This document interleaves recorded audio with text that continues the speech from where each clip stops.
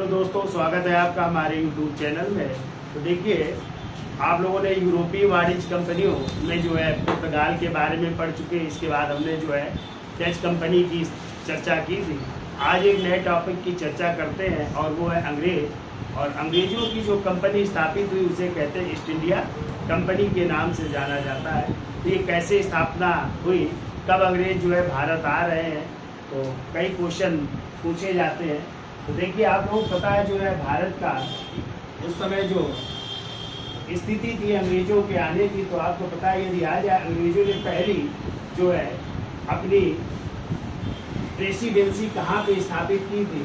आप लोगों ने तमिलनाडु का इलाका और यहाँ पे जो है नाम सुना होगा, मद्रास प्रेसिडेंसी का। और यही प्रेसिडेंसी थी जो अंग्रेजों की पहली प्रेसिडेंसी बनी थी। ठीक है, इसके बाद जो है दूसरी प्रेसिडेंसी थी, ये आप लोग स्थान देखते हैं और यही है जो है मुंबई, जो महाराष्ट्र में है आज। तो दूसरी जो फैक्ट्री स्थापित की गई थी अंग्रेजों द्वारा, या दूसरी जो प्रेसिडेंसी बनी थी वो क्या, मुंबई। ठीक है, और तीसरी प्रेसिडेंट जो स्थापित की थी अंग्रेजों ने वो यहाँ पे थी, और इसी प्रेसिडेंसी का नाम था कलकत्ता। क्या नाम था? कलकत्ता प्रेसिडेंट। और आगे चल कर के ही कलकत्ता प्रेसिडेंट सर्वाधिक शक्तिशाली हो जाती है और इन दोनों प्रेसिडेंसियों को किसके अधीन कर दिया जाएगा? कलकत्ता। और फिर आप लोग पढ़ेंगे 1774 से लेकर के 1911 तक आपकी जो है राजधानी भी भारत की क्या हो जाएगी? कलकत्ता। फिर 1911 में आपकी राजधानी कलकत्ता से क्या होगी? दिल्ली। 12 में फिर परिवर्तित हो जाएगी। ठीक है, तो ये प्रेसिडेंसियाँ कैसे स्थापित होती है, कैसे अंग्रेज भारत में आ रहे हैं, उनकी चर्चा कर लेते हैं।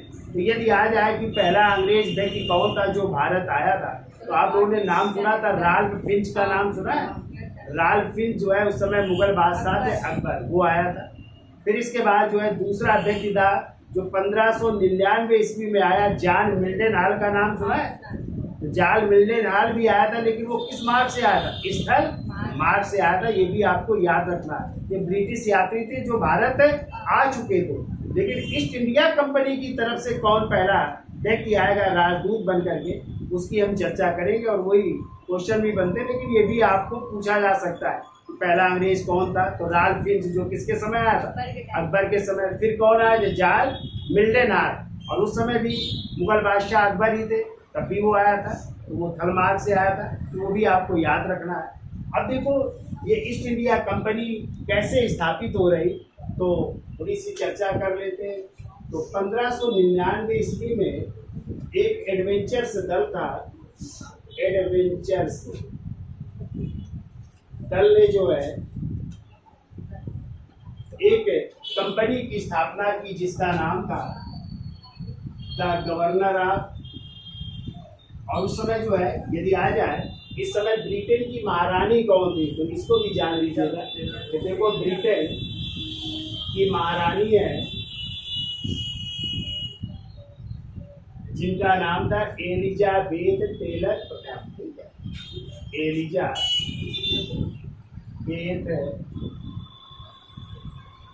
टेलर प्रथम। यानी प्रथम का मतलब, इसका मतलब इस नाम से और भी महारानी हुई है। और आपको पता है कि अभी जो है ब्रिटेन में जो है 2 साल पहले जो है ब्रिटेन की महारानी एलिजाबेथ टेलर द्वितीय थी, और उनकी मृत्यु हुई। तो वहाँ के राजा कौन बन गए?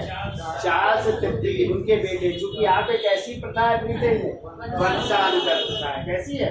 यानी बेटे, मतलब यदि कोई राजा है तो उसके बाद या तो बेटा उनका बनेगा या बेटी बनेगा। ठीक है, तो इस एडवेंचर्स दल ने जो है एक कंपनी की स्थापना की, और उसमें साझीदार कौन थी? ये भी ब्रिटेन की महारानी भी थी। ठीक है, तो उस कंपनी का नाम है द गवर्नर। कंपनी का नाम है द गवर्नर ऑफ मर्चेंट्स। ठीक है, the governor and company of merchants, ऐसा करो, the governor and company of merchant.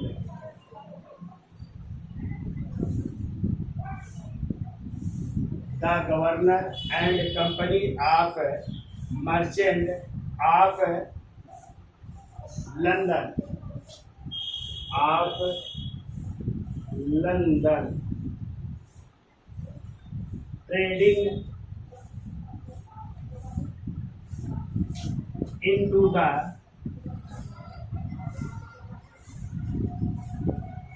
the east Indies. इतना बड़ा नाम है, ठीक है। इस कंपनी में क्या नाम है? The governor and company of merchants of London trading into the east Indies नाम है, ठीक है। और कहते हैं इस कंपनी में जो है साझीदार कितने थे? तो इस कंपनी में साझीदारों की संख्या थी 217। कितने साझीदार थे इसमें? 217 साझीदार थे, और उसमें ब्रिटेन की महारानी का भी हिस्सा था, ठीक है। और इसमें जो है साझीदार के अलावा जो है 26 सदस्यों का संचालन। तो संचालन किसके द्वारा होता था? संचालन होता था 26 सदस्यीय समिति, 26 सदस्यीय समिति द्वारा होता था संचालन।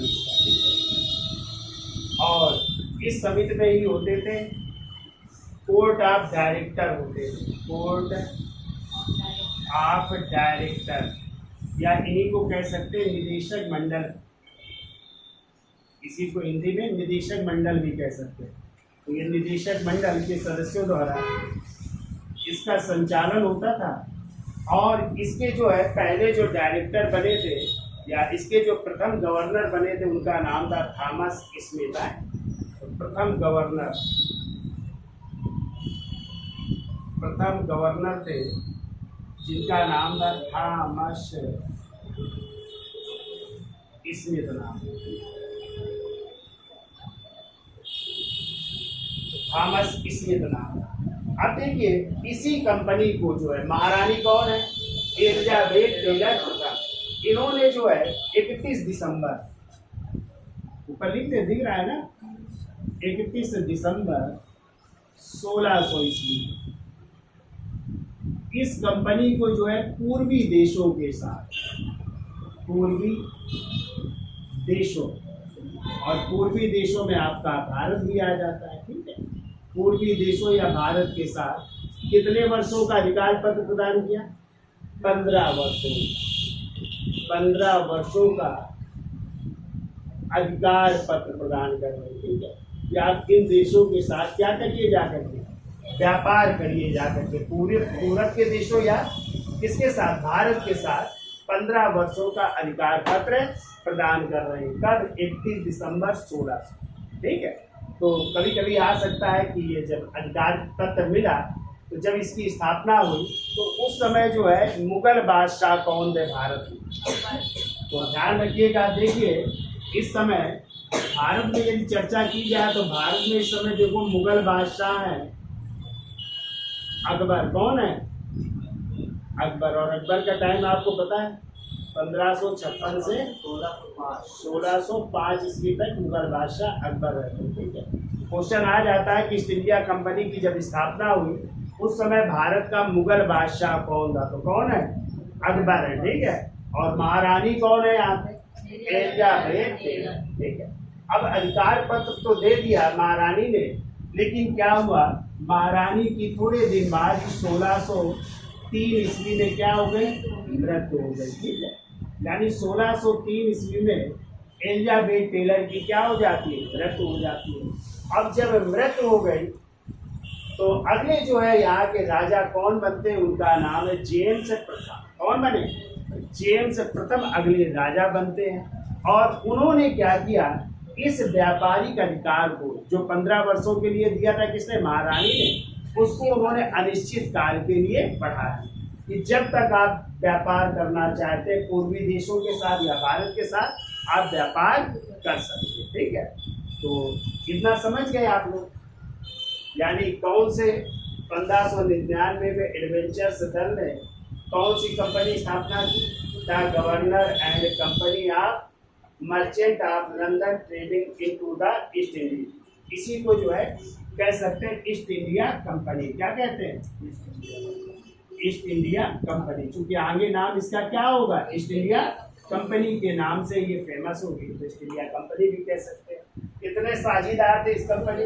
217। कितने सदस्य संचालन समिति? 26 सदस्य, जिसे कोर्ट ऑफ डायरेक्टर या निदेशक मंडल कहा जाता था। और इसके पहले गवर्नर बनाए गए थे थॉमस। इसमें किसका भी शेयर था? महारानी का शेयर था। और उन्हीं महारानी का जब शेयर होगा तो उन्होंने व्यापार की अनुमति दी इस कंपनी को। कब? 31 दिसंबर 16 को एक घोषणा पत्र जारी किया और कहा आप भारत के साथ या पूर्वी देशों के साथ कितने वर्षों के लिए? 15 वर्षों का अधिकार हम आपको देते, व्यापार करिए जाकर के। और पूछा जाता है जब ये कंपनी स्थापना हुई, इस समय भारत का मुगल बादशाह कौन था? तो ठीक है, क्योंकि अभी एक क्वेश्चन आएगा वो आपसे पूछा जाता है, तो यहाँ तक समझ गए। चलिए इसकी साल ले लो, फिर आगे चलते हैं। तो देखिए हमने बताया 1603 ईस्वी में महारानी की क्या हो जाती है? मृत्यु हो गई। ठीक है, महारानी की मृत्यु हो गई। और इसके बाद जो है ब्रिटेन के या इंग्लैंड के, कुछ भी कह सकते हैं, ब्रिटेन के अगले राजा बनते हैं और उन राजा का नाम है जेम्स। कौन बने? जेम्स प्रथम। और जेम्स प्रथम ने जो है इस व्यापारिक एकाधिकार को जो महारानी ने कितने वर्षों का दिया? 15 वर्षों का दिया था। तो इस व्यापारिक एकाधिकार को अनिश्चित काल के लिए बढ़ा दिया। ठीक है, अनिश्चित काल के लिए बढ़ा दिया। अब जब चाहे आप व्यापार कर सकते पूर्वी देशों के साथ या भारत के साथ। ठीक है, और इन्हीं जेम्स प्रथम ने जो है 1608 ईस्वी में जेम्स प्रथम ने अपना राजदूत बना करके भेज रहे हैं कैप्टन हाकिंस को। किसको भेज रहे हैं? कैप्टन हाकिंस को भेज रहे हैं, भारत भेज रहे हैं। ठीक है, तो कैप्टन हाकिंस देखो ये कंपनी की तरफ से आने वाला पहला व्यक्ति होगा जो जेम्स प्रथम भेज रहे हैं। और ये जिस जहाज से भारत चल रहा है उस जहाज का बहुत नाम पूछा जाता है। उस जहाज का नाम था हेक्टर। ये जहाज से आ रहा है, हेक्टर नामक पानी के जहाज से आ रहा है। ठीक है, और इस जहाज के साथ एक और जहाज है। ठीक है, कौन सा जहाज है? एक और उस जहाज का नाम है रेड ड्रैगन। क्या नाम है? Red dragon. तो कोई व्यक्ति अकेले थोड़ी चलता था, क्योंकि उस समय समुद्री लुटेरे भी होते थे। ठीक है, इसलिए उसने अपने साथ सेना भी ली, कुछ टुकड़ी ली, तो उसमें ये सवार थे और अपना कुछ व्यापारी किसमें सवार थे? हेक्टर नामक पानी के जहाज। ठीक है, अब देखो इस कैप्टन हाकिंस के साथ एक और अंग्रेज आया था और उस अंग्रेज का नाम है विलियम फिंच। देखो वहां पे हमने चर्चा की थी रॉबर्ट फिंच की, और यहाँ पे कौन है? विलियम फिंच है। और ये विलियम फिंच इसलिए फेमस है क्योंकि इन्होंने ही, आप लोगों ने सलीम और अनारकली की प्रेम कहानी पढ़ी है। सलीम की एक प्रेमिका थी अनारकली, जिसको अकबर ने मृत्युदंड या चिरवा दिया था ना। तो उस अनारकली सलीम की प्रेम कहानी या दंत कथा का वर्णन करने वाला यही व्यक्ति है विलियम फिंच। तो यहाँ पे इसलिए ये इम्पोर्टेंट है विलियम फिंच, जिसने किस कथा का उल्लेख किया? सलीम व अनारकली की दंत कथा का। ठीक है, कई बार आया है कि इस प्रेम प्रसंग का वर्णन किस जो है ब्रिटिश इतिहासकार ने किया है, तो उसका नाम है विलियम।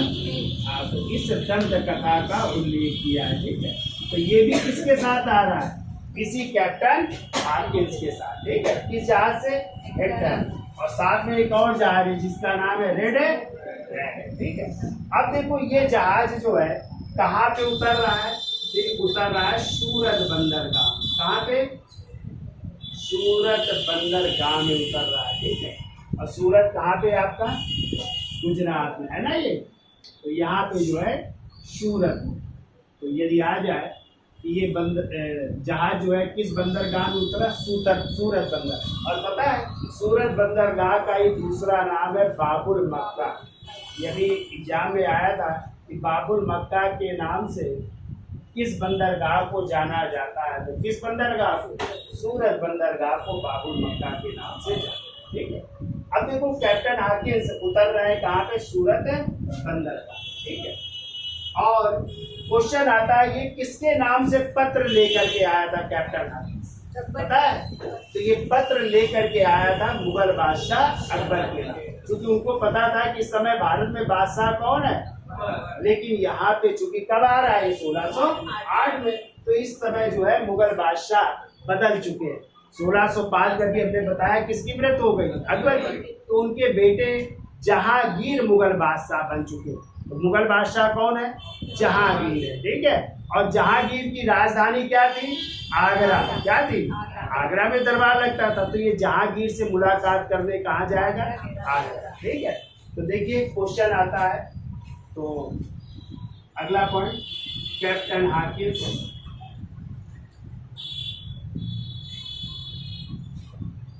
मुगल बादशाह अकबर के नाम पत्र लेकर आया। किसका? जेम्स प्रथम का, राजा का पत्र लेकर आया, ये याद रखिएगा, ठीक है। लेकिन यहाँ पे मुगल बादशाह कौन हो चुके हैं? जहांगीर। तो कैप्टन हाकिन्स जो है मुगल बादशाह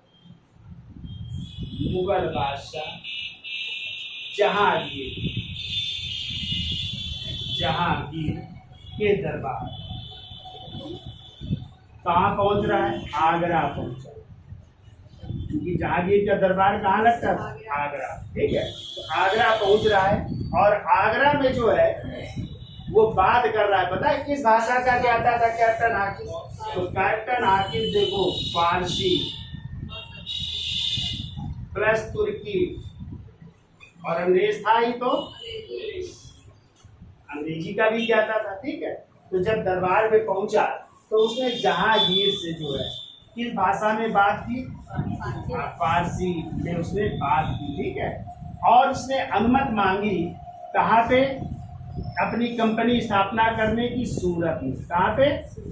सूरत में कहा हमें जो है अपनी कंपनी स्थापित करनी, हम लोग यहाँ पे व्यापार करना चाहते हैं, ठीक है। तो इस कारण जो है सूरत में जो है जहांगीर ने जो है 1608 ईस्वी में इनको कंपनी की अनुमति दे दी कि स्थापित करिए, ठीक है। तो इस तरह देखिए सूरत में कब स्थापित हो रही है? 1608 में। तो स्थापना तो शुरू हो गई, लेकिन इसी समय इसको रोक दिया गया। क्यों रोक दिया गया?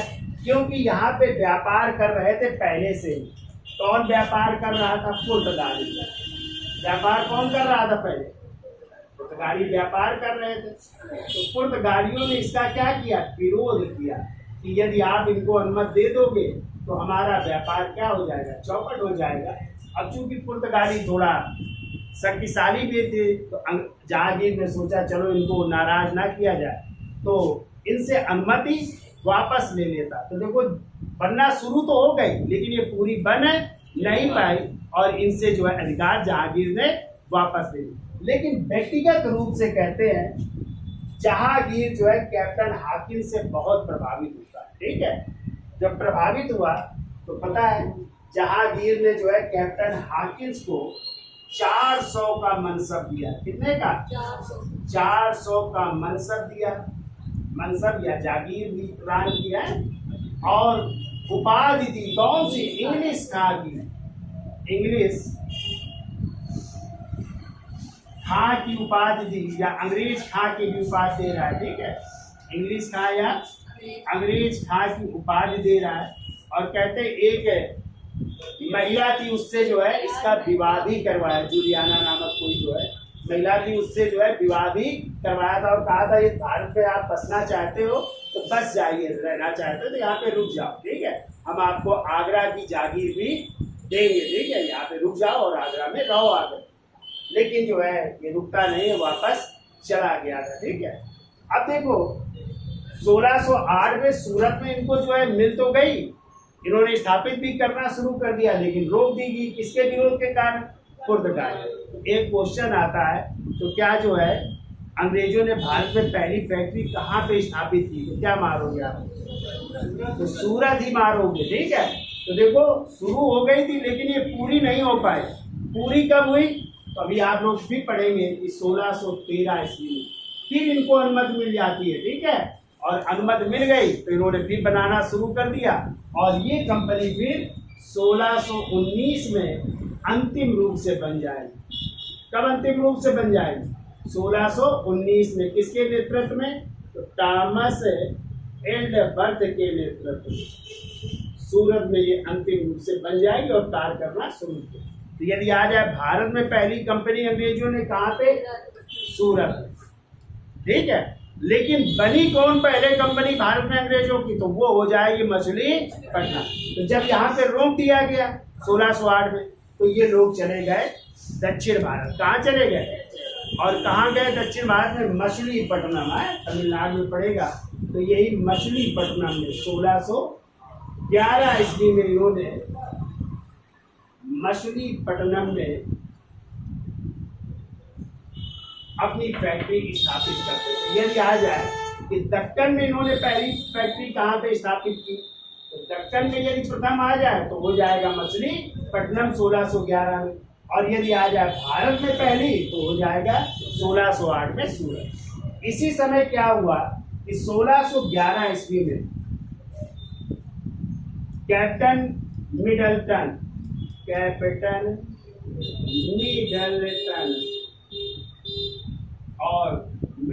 और एक और थे वेस्ट ने जो है एक स्थान पड़ता है स्वावली के युद्ध में। इस युद्ध में जो है इन्होंने पुर्तगालियों को क्या कर दिया? पराजित कर दिया, ठीक है।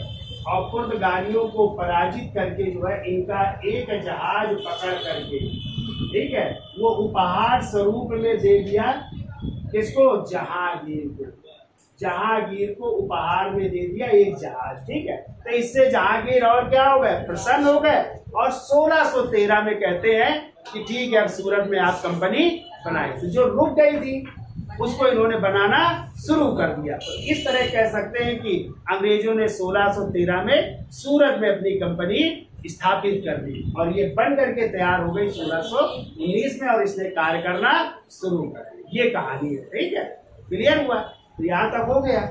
अब देखो जब ये कैप्टन हाकिंस वापस चले गए तो दूसरा व्यक्ति आया 1615 में, इन्हीं जेम्स प्रथम का ही राजदूत और उसी का नाम है सर थॉमस। कौन आएगा? Sir Thomas. तो यहाँ तक समझ गए? तो क्या हमने बताया? 1603 में महारानी की मृत्यु हो गई। अगले राजा कौन बने? जेम्स प्रथम। और उन्होंने उस व्यापारी के अधिकार को जो महारानी ने कितने वर्ष का दिया? 15 वर्ष का, उसको अनिश्चित काल के लिए उन्होंने बढ़ा दिया। फिर जब बढ़ा दिया तो इन्हीं जेम्स प्रथम जो राजा बन गए वो अपने राजदूत की हैसियत से किसको भेज रहे हैं? कैप्टन हाकिंस को भेज रहे हैं। कैप्टन हाकिंस किस जहाज से आ रहा है? हेक्टर। साथ में एक और जहाज है जिसका नाम है रेड ड्रैगन, ठीक है। इस कैप्टन हाकिंस के साथ एक और व्यक्ति था विलियम लिंच। इसी ने जो है किस कथा का उल्लेख किया? सलीम और अनारकली की प्रेम कहानी का उल्लेख किया। ये जो है जहाज किस बंदरगाह में उतरता है? सूरत बंदरगाह में। सूरत बंदरगाह को एक और नाम से जानते हैं, बाबुल मक्का के नाम से जानते हैं। कैप्टन हाकिंस किसके नाम से पत्र लेकर के आया? अकबर के नाम से। लेकिन इस समय मुगल बादशाह कौन हो? जहांगीर या सलीम। तो अब वो मुगल बादशाह किसके पास जाता है? जहांगीर। कहाँ पे जाता है? आगरा। चूंकि दरबार कहाँ लगता था? जहाँ आगरा में मुलाकात करता है। किस भाषा में बात करता है? फारसी तुर्की में बात करता है। और उसको कहाँ पे अपनी फैक्ट्री स्थापित करने की? सूरत में। और सूरत में उसको मिल भी जाती है 1608। लेकिन व्यक्तिगत रूप से वो इससे प्रभावित होता है। तो जहांगीर ने कैप्टन हाकिंस को कितने 100 का मनसब? 400 का मनसब जहांगीर। और कौन सी उपाधि? इंग्लिश काबा अंग्रेज का उपाधि, ठीक है। फिर हमने आपको बताया कि 1611 में जब यहाँ पे रोक दी गई, पुर्तगालियों ने विरोध किया तो इसलिए जो है दक्षिण चले गए। और दक्षिण में 1611 में उन्होंने मछलीपट्टनम में अपनी पहली फैक्ट्री स्थापित की। लेकिन भारत की बात की जाए तो उन्होंने यहाँ पे शुरू कर दी थी। और फिर जब 1611 में कौन सा युद्ध हुआ? सॉल्टी का युद्ध। इसमें जो है अंग्रेज अधिकारी कैप्टन मिडलटन और बेस्ट ने पुर्तगालियों की एक नौसेना को क्या किया? पराजित किया और जहाज उनका पकड़ करके किसको दे दिया? भारत। तो जहाज ये 1613 में अनुमति दे दी थी, जो रोक दी गई है फैक्ट्री उसकी आप के लिए बंदी राशि। तो इस तरह 16 में फिर ये स्थापित हो रहे। यदि न पुनर्स्थापित होती तो आज तक फिर ये होता 1611 में पहली फैक्ट्री ये फिर शुरू हो गई। ठीक है, कुछ समय के लिए रुक गया था, बाकी तो अनुमति तो मिल ही चुकी थी 1608, फिर शुरू हो गई और 19 में बन करके तैयार हो गई। किसके नेतृत्व में? थॉमस एडवर्ड के नेतृत्व में। ठीक है, अब जो है दूसरा फिर राजदूत आ रहा है। कौन? Sir Thomas. किसका राजदूत है? इन्हीं जेम्स है।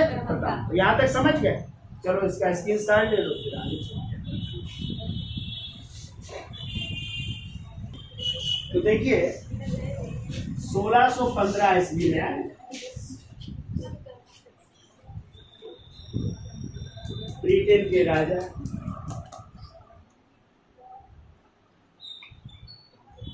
कौन? जेम्स प्रथम है।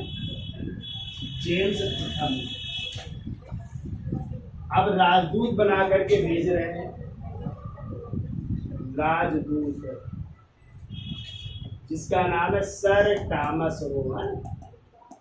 सर थॉमस रो को भेज रहे हैं। ठीक है, और ये सर थॉमस रो जिस जहाज से आ रहा है भारत, ठीक है, उस जहाज का नाम है लायन। किस जहाज से आ रहा है?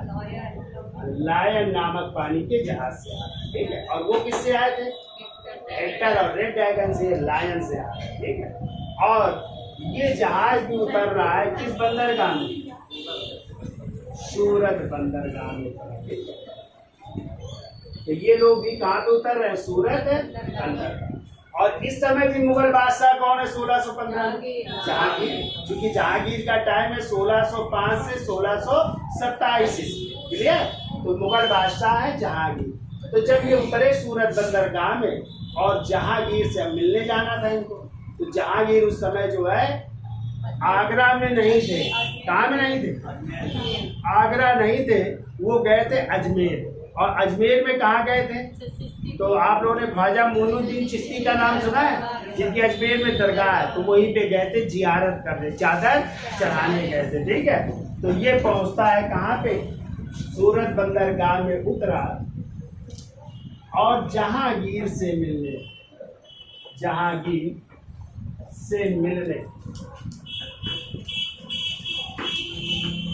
कहाँ पहुंचा? अजमेर पहुंचा। क्योंकि जहांगीर उस समय कहाँ थे? अजमेर में।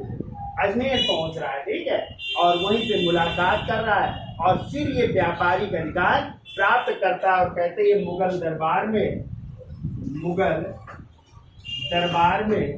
3 वर्ष तक रहा। कितने वर्ष तक रहा? 3 वर्ष तक रहा। और कहते ये जहांगीर के साथ मांडू का मेला भी देखने गया, शिकार में भी उनके साथ गया। और कहते जहांगीर के लिए घड़ी भी लाया था, यांत्रिक घड़ी लेकर के आया था। ठीक है, उपहार में दी थी, यांत्रिक घड़ी दी थी। ठीक है, तो कहते हैं 1615 से 1619 तक ये 3 वर्षों तक जो है वही 1616 में पहुंचा और लगभग 1619 तक कहाँ पे रहा? मुगल दरबार में रहा। इसको भारत के अनेक हिस्सों में व्यापार करने की अनुमति मिल जाती। ठीक है, तो पूर्ण रूप से अनुमति किसको मिल रही? इसी सर थॉमस रो को कि हर जगह आप व्यापार कर सकते हैं। ठीक है, अब देखिए इसके बाद क्या हुआ? 1632 ईस्वी में 1632 ईस्वी में उस समय गोलकुंडा का नाम सुना है? तो अंग्रेजों ने गोलकुंडा के सुल्तान से, ठीक है, अंग्रेजों ने गोलकुंडा के सुल्तान से, गोलकुंडा के सुल्तान से, तो क्वेश्चन आता है कि कहाँ के सुल्तान से इन्होंने सुनहरा फरमान प्राप्त किया और कब किया? तो 1632 ईस्वी में अंग्रेजों ने गोलकुंडा के सुल्तान से सुनहरा फरमान प्राप्त किया। ये याद रखिएगा, सुनहरा फरमान प्राप्त किया। अब इस फरमान में क्या था? तो सुनहरा फरमान ये क्या था? तो सुनहरा फरमान प्राप्त करते हैं और 500 पगौड़ा पगौड़ा सिक्का था ना, 500 पगौड़ा वार्षिक टैक्स देकर, वार्षिक शुल्क या टैक्स देकर गोलकुंडा के बंदरगाहों से, गोलकुंडा के बंदरगाहों से इनको क्या मिल गई? व्यापार की अनुमति मिल गई। ठीक है, अंग्रेजों को व्यापार की अनुमति मिल गई। कहाँ के? गोलकुंडा के बंदरगाहों से जो है व्यापार की अनुमति मिल रही। कब? 1632 ईस्वी में। ठीक है, यहाँ से इनको प्राप्त हो रहा है। ठीक, अब देखिए इसके बाद क्या हुआ कि 1639 ईस्वी में, ठीक है, 1639 ईस्वी की घटना देखिए। तो 1639 ईस्वी में चंद्रगिरी के राजा से, चंद्रगिरी के राजा से इन्होंने जो है मद्रास को पट्टे पर प्राप्त किया। किसको? मद्रास को पट्टे पर प्राप्त करना है। तो मद्रास पट्टे पर मिल रहा है और इसी मद्रास में लोग एक किला बनवा रहे हैं और उसी किले का नाम है फोर्ट सेंट जॉर्ज किला। ठीक है, फोर्ट सेंट जॉर्ज किला। और किसके नेतृत्व में? तो इसी व्यक्ति का नाम है फ्रांसिस डे। क्या नाम है? Francis day. ठीक है, तो देखिए मद्रास को तो 1639 ईस्वी में किसने? फ्रांसिस डे ने किसके? चंद्रगिरी के राजा से क्या प्राप्त किया? मद्रास को प्राप्त किया पट्टे में। कौन सा किला बना यहाँ पे? तो देखिए इस तरह मद्रास जो है 1639 में स्थापित हो रहा है। किसके नेतृत्व में? फ्रांसिस डे के नेतृत्व में। ठीक है, और यहीं पे मद्रास में एक किला बन रहा है जिसका नाम है फोर्ट सेंट जॉर्ज किला। ठीक है, तो इस तरह क्वेश्चन आता है कि आधुनिक मद्रास के संस्थापक कौन है? तो आप लोग क्या बताएंगे? Francis day. और कब स्थापना की? 1639 में। ठीक है, किसने की? फ्रांसिस डे ने। और यहाँ पे कौन सा किला बना? फोर्ट सेंट जॉर्ज किला बना। तो पहली प्रेसिडेंसी कौन सी बन रही है?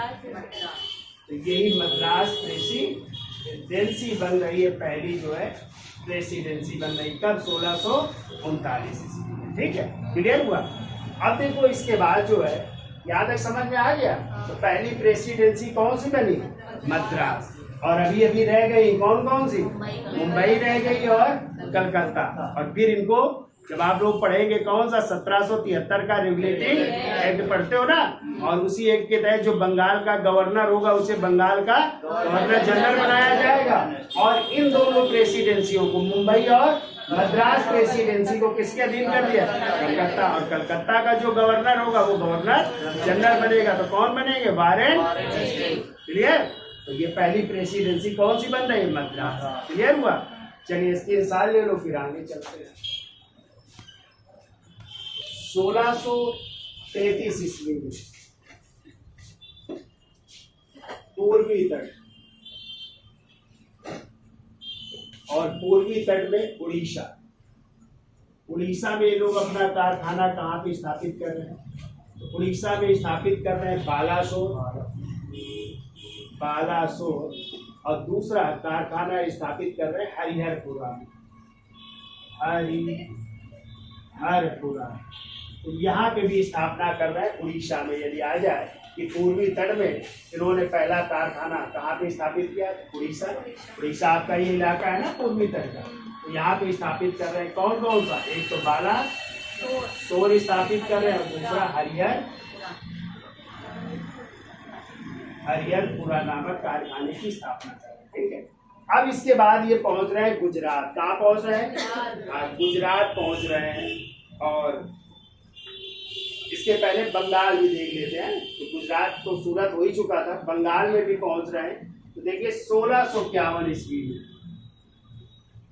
1651 ईस्वी में ब्रिजमैन के नेतृत्व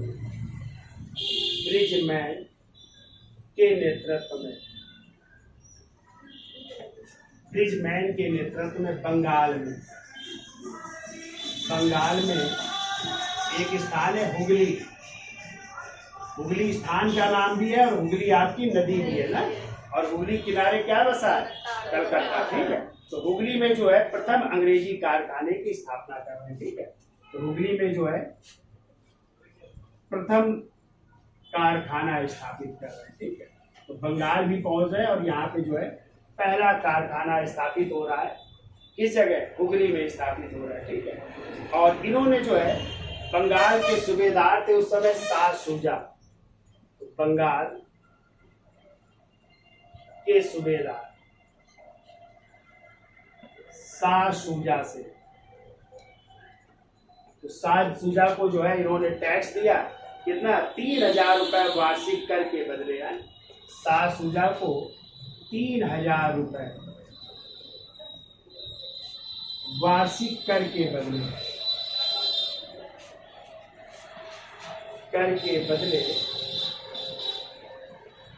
बंगाल में व्यापार की अनुमति। तो देखो अभी व्यापार की अनुमति मिल रही है, बंगाल में इनको व्यापार की अनुमति प्राप्त हो गई। ठीक है, व्यापार की अनुमति प्राप्त।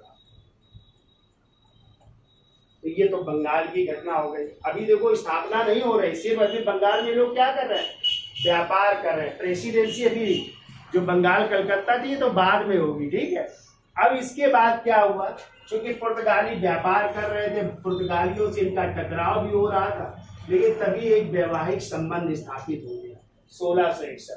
तो 1661 में पुर्तगालियों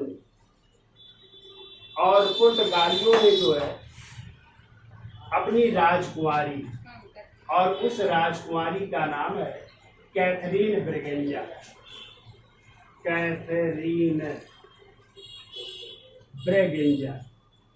तो कैथरीन ब्रेगेंजा का इन्होंने जो है विवाह कर दिया, विवाह कर रहे हैं ब्रिटिश राजकुमार या अंग्रेज राजकुमार, ब्रिटिश राजकुमार से कर रहे हैं।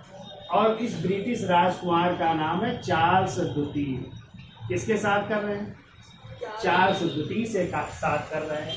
और इन्होंने जो है विवाह किया तो दहेज भी दिया, तो दहेज में इन्होंने दे दिया मुंबई को, यानी पुर्तगालियों के कब्जे में क्या है, मुंबई। तो मुंबई दे दिया किसको, ब्रिटिश राजकुमार चार्ल्स द्वितीय को। किसने दे दिया, पुर्तगालियों ने, जब अपनी बेटी या राजकुमारी कैथरीन ब्रेगेंजा का विवाह किया। ठीक है, जब मुंबई दहेज में मिल गया तो राजकुमार तो रहते थे लंदन में, ब्रिटेन में रहते थे, उन्होंने सोचा जो है इस मुंबई का हम क्या करेंगे, उन्होंने इस मुंबई को जो है 10 पाउंड के, 10 पाउंड यानी 1668 की बात है, तो 1668 ईस्वी में 10 पाउंड के वार्षिक किराए पर, 10 पाउंड के वार्षिक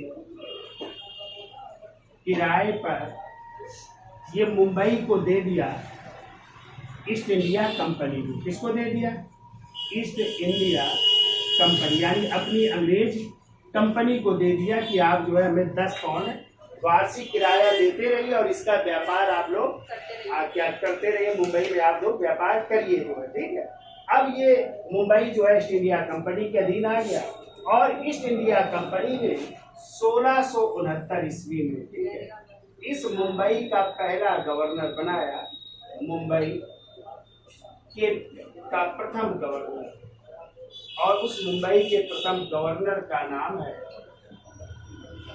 गेराल्ड औंगियार। क्या नाम है, गेराल्ड औंगियार नाम।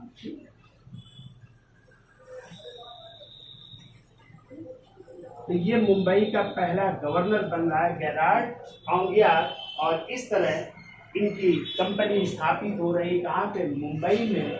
कब, 1669 ईस्वी में, और इसके स्थापना कर रहे हैं कौन, गेराल्ड औंगियार कर रहे हैं। ठीक है, तो दूसरी प्रेसिडेंसी कौन बन रही है, मुंबई। कब बन रही है, 1669। ठीक है, तो क्वेश्चन आता है आधुनिक बंबई के संस्थापक कौन है, तो आंसर क्या बताओगे आप, गेराल्ड औंगियार, चूंकि यही मुंबई के पहले गवर्नर बन रहे हैं। ठीक है, कब बन रहा है, 1669। तो इनको आधुनिक मुंबई का क्या माना जाता है, संस्थापक माना जाता है। ठीक है, और ध्यान रखिएगा, फिर 1687 ईस्वी में इन्होंने मुंबई को अपना क्या बना लिया, मुख्यालय बना लिया। ठीक है, अब जो है 1687 में अंग्रेजों का मुख्यालय क्या हो गया, मुंबई हो गया। ये भी क्वेश्चन आया है कि अंग्रेजों ने जो है मुंबई को कब अपना मुख्यालय बनाया, तो कब बना रहे, 1687 ईस्वी में इसे अपना क्या बना रहे, मुख्यालय। ठीक है, तो ये तो हो गई दूसरी प्रेसिडेंसी किसकी, मुंबई की। ठीक है, अब देखिए इस समय की बात है, इस समय मुगल बादशाह हो चुके थे औरंगजेब। आपको पता है अपने पिता शाहजहां को 1668 में बंदी बना लिया था और 68 में बंदी बना करके 8 वर्ष तक अपनी कैद में रखा था और फिर 1666 में उनकी क्या हो गई थी, मृत्यु हो गई। कहाँ घूम रहा है?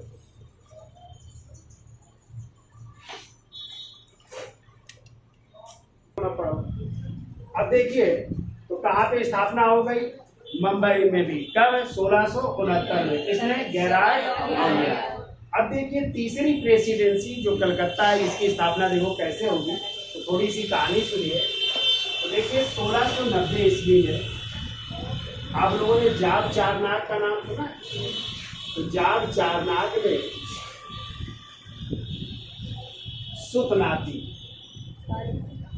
नहीं, शुद्धनाती में जो है व्यापार करना शुरू करते हैं। क्या करते हैं, यानी व्यापार करते हैं और यहाँ पे एक पोथी स्थापित करते हैं। ठीक है, और ये घटना कब की है, 1690 की स्थापना।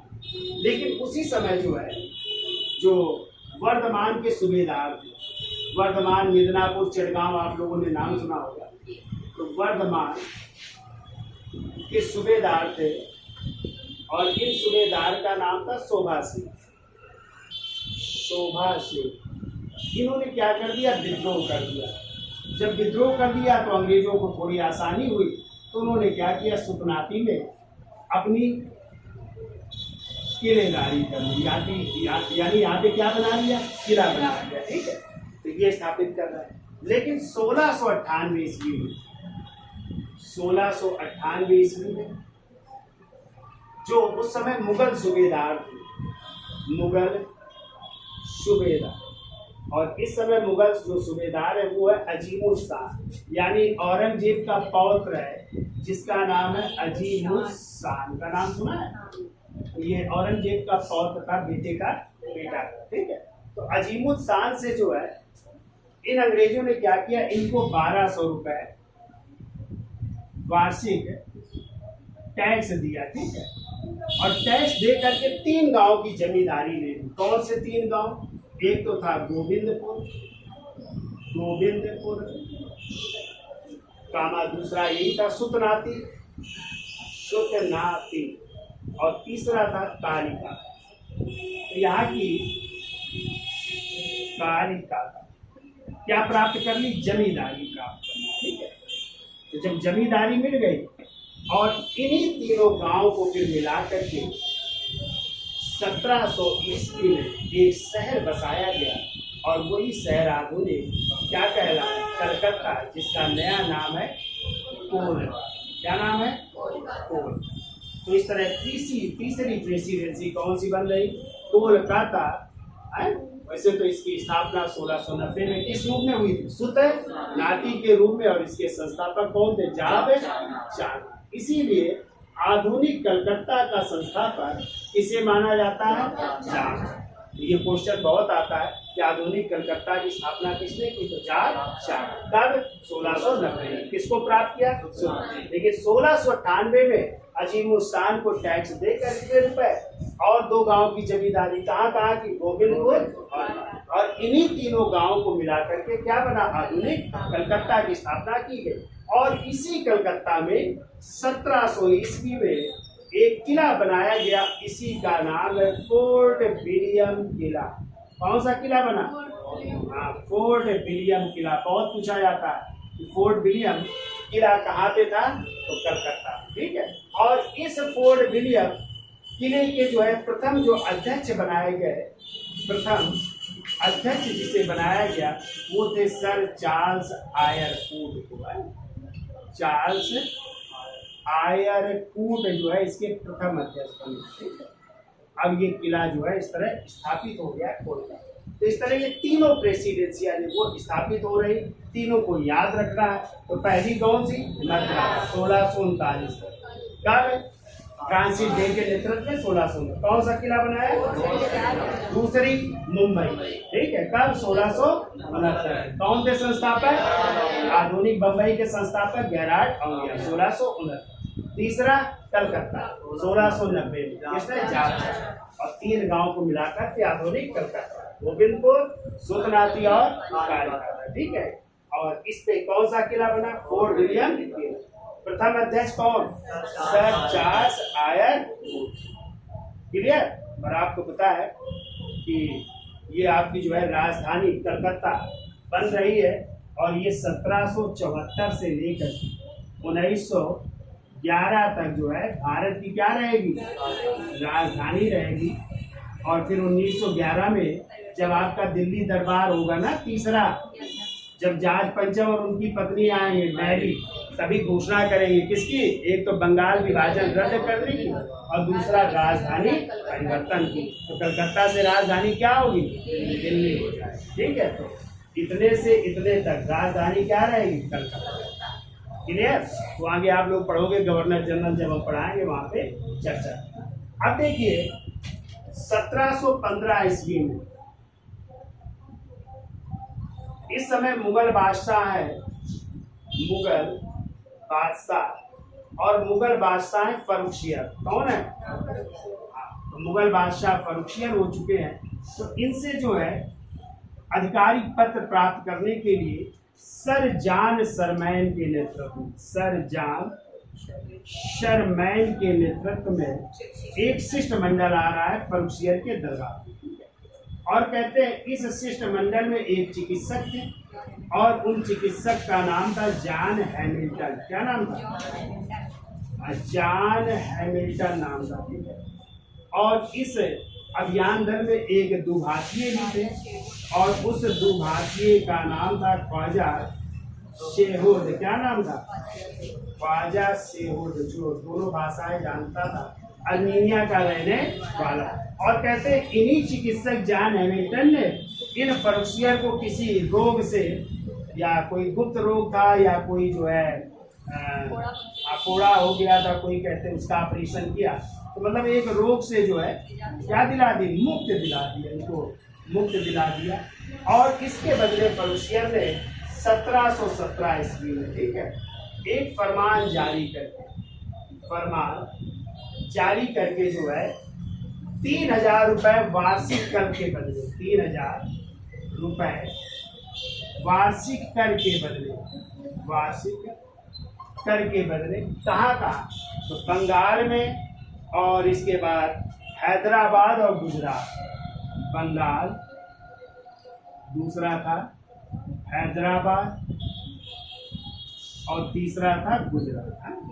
इन शासकों के नाम एक फरमान जारी किया कि अंग्रेजों को यहाँ पे व्यापार की अनुमति दी जाए।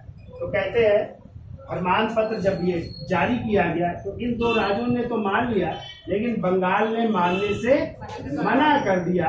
और चूंकि बंगाल के उस समय सूबेदार थे मुर्शीद कुली खां, और इन्हीं मुर्शीद कुली खां ने फर्रुखियर के इस फरमान को नहीं माना और 1720 में एक स्वतंत्र बंगाल राज्य की स्थापना कर। तो हमने आपको बंगाल पढ़ाया था ना, तो वहाँ पे पढ़ाया था कि बंगाल की स्वतंत्र सत्ता 1720 में किसने स्थापित की? मुर्शीद कुली खां। और इन्होंने बंगाल की राजधानी पहले ढाका हुआ करती, क्या हुआ करती, और ढाका से इन्होंने अपनी राजधानी परिवर्तित कर मुर्शिदाबाद को बनाया था। किसने? मुर्शीद कुली। और फिर मीर कासिम ने मुर्शिदाबाद से मुंगेर को बनाया था। तो कहते हैं इसी अधिकार पत्र को, इसी फरमान को जो है एक ब्रिटिश इतिहासकार हुए होम्स महोदय, कौन से हुए? होम्स महोदय ने इस फर्रुखियर द्वारा जारी फरमान को अंग्रेजों के लिए मैग्ना कार्टा कहा है। क्या कहा है? अंग्रेजों का मैग्ना कार्टा, या इसी को महाधिकार पत्र की संज्ञा दी। ये भी क्वेश्चन आता है कि फर्रुखियर द्वारा दिए गए फरमान को किसने जो है मैग्ना कार्टा या महाधिकार पत्र की संज्ञा दी है, तो वो हो जाएंगे होम्स महोदय, ठीक है, जो क्या है? ब्रिटिश इतिहास है, ठीक है। इन्होंने इसे फरमान को मैग्ना कार्टा, चूंकि उसको क्या मिल रहा है? हैदराबाद, गुजरात और बंगाल में व्यापार करने की भी अनुमति। तो ये आपकी कहानी है अंग्रेजों की। और बाकी आप लोग पीछे पढ़ चुके हैं कि अंग्रेज युद्ध लड़ेंगे, प्लासी का युद्ध। कौन सा? 23 जून 1700। और बंगाल के नवाब किसको पराजित करेंगे? सिराजुद्दौला। और फिर लड़ेंगे बक्सर का युद्ध 22 अक्टूबर 1700। और उस बाद पराजित करेंगे मुगल बादशाह शाह आलम, अवध के नवाब शुजाउद्दौला, मुगल जो बंगाल का पदस्थ नवाब होगा मीर का। और वहीं से इनकी सत्ता मजबूत हो जाएगी बक्सर के युद्ध के बाद। तो फिर इलाहाबाद की संधियां होगी, बंगाल बिहार उड़ीसा की दीवानी मिलेगी ना, दीवानी द्वैत शासन आ जाएगा ना अंग्रेजों का, दीवानी और निजामत का अधिकार ना। और इसको समाप्त करेंगे कौन? लॉर्ड क्लाइव शुरू करेंगे और समाप्त करेंगे वारेन हेस्टिंग्स, द्वैत शासन 1712। ठीक है, तो अंग्रेजों ने यहाँ पे लूट मार करना शुरू कर देंगे। तभी ब्रिटेन में परिवर्तन होगा, लॉर्ड नॉर्थ की सरकार बनेगी, एक गुप्त समिति का गठन करेगा, वो रिपोर्ट देगी कि यहाँ पे बड़ा घपला हो रहा है, ये अंग्रेज ईस्ट इंडिया कंपनी बड़ा घपला कर रही। तभी एक एक्ट आएगा 1773 का रेगुलेटिंग एक्ट, और उसी के तहत जो बंगाल का गवर्नर होगा उसे क्या बना दिया गया? Governor general. तो वारेन हेस्टिंग्स गवर्नर जनरल बनेंगे। और इन दोनों प्रेसिडेंसियों को, मद्रास को और मुंबई को, किसके अधीन कर दिया? ये आगे कहानी होगी। ठीक है, तो ये कहानी थी अंग्रेज की। ठीक है, आई समझ में? ठीक है, तो ये आपको याद रखना है सब चीज़ है, फिर इसको हम दिखा भी देंगे। ठीक है, तो आज के लिए इतना रखते, धन्यवाद।